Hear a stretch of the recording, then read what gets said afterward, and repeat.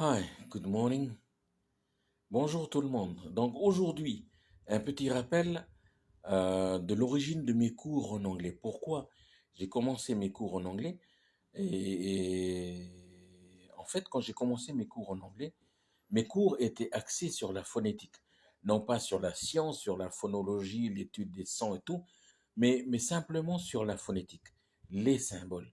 Et je vous ai encouragé à connaître la phonétique anglaise et je vous ai encouragé à trouver un petit dictionnaire bilingue comme celui-là, ok? Et voilà. Donc, pourquoi je vous ai encouragé à connaître la phonétique anglaise et à connaître et avoir un petit dictionnaire anglais? Pourquoi? Parce que ça, ce sont les bagages du pauvre, ok? Des gens comme moi qui sommes pauvres, qui n'avons pas beaucoup d'argent, normalement, un téléphone portable standard, un bon téléphone portable, ça coûte au moins 17 000 francs. Alors que ce petit dico, hein, ça peut coûter 4 000 à 5 000 francs. Donc, ce dictionnaire-là, ce petit dictionnaire, ou d'autres dictionnaires bilingues, vont vous permettre de vous en sortir si vous êtes dans un pays anglophone. Bien sûr, si, comme vous êtes français, eh bien, vous allez chercher les mots français que vous voulez trouver en anglais. Par exemple, quoi? Bouteille. Et comment je dis bouteille? Comment je vais m'en sortir tout à l'heure? Comment je vais dire bouteille? Je vais dire bouteille en anglais. Vous allez chercher dans la partie français, bouteille, et derrière, vous allez avoir la transcription phonétique, et après, vous avez le mot. OK? Le mot en anglais. Le problème, c'est que souvent, c'est qu'on ne sait pas prononcer le mot en anglais. Alors, je vous ai imaginé une petite scène, j'ai fait une petite mise en scène. On imagine que on trouve ce mot-là dans un texte ou je sais pas. Moi, je sais que ce mot-là, vous ne trouverez jamais dans des menus de restaurant ou ou dans des chambres d'hôtel, hein. Mais je vous ai trouvé ça comme exemple parce que je voulais travailler des phonèmes qu'on n'a pas vus encore, hein.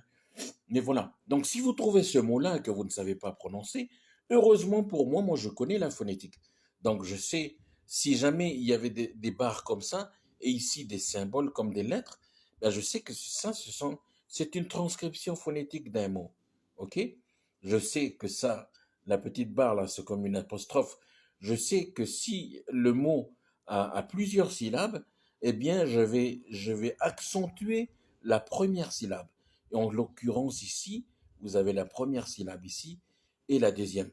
Mais je sais que quand je vais accentuer cette syllabe-là, donc je vais un peu comme accentuer, c'est un peu comme si on souffle, hein, on souffle sur la première syllabe. Donc ça, je sais. Je sais que ça, euh, c'est pour accentuer la première syllabe. Bien sûr, si on trouve quelque part ici l'apostrophe, bien on sait que c'est la deuxième partie qui va être accentuée. OK? Voilà. Et moi, je sais que, bon, par exemple, si vous trouvez ce mot-là, je vais imaginer, je connais l'alphabet anglais. L'alphabet anglais, comment ça se fait? C'est A, B, C, D, E, F, G, H, I, J, K, L, M, N, O, P, Q, R, S, T, U, V, W, X, Y, Z. Ça, c'est l'alphabet. Donc, j'essaye de trouver ça. C'est F, I, N, D, I, N, G, S. Est-ce que ça donne sa prononciation? Non. Mais bien heureusement, lorsque vous trouvez des dictionnaires comme ça, que ce soit un bilingue comme ça, un petit dico bilingue, que ce soit un grand dictionnaire bilingue, eh bien, vous allez trouver ce mot, ensuite vous allez trouver sa transcription phonétique qui va vous orienter sur sa prononciation, et ensuite vous allez trouver la traduction en français. Et comment je vais trouver la prononciation de ce mot-là? Eh bien, je sais que ça se prononce F. C'est pas la lettre F, hein, c'est le son F. Ici, c'est le son A, et ça, c'est le son I. Mais comme ils sont ensemble, on appelle ça une diphtongue. On dit I. OK? Ça, c'est le son N. Ça, c'est le son D. C'est pas la lettre D, hein, c'est le son D. Ça, c'est le son I encore, un I court, comme ici. Et ici, vous avez le son N, hein, un peu sorte de N comme ça, mais qui descend comme ça.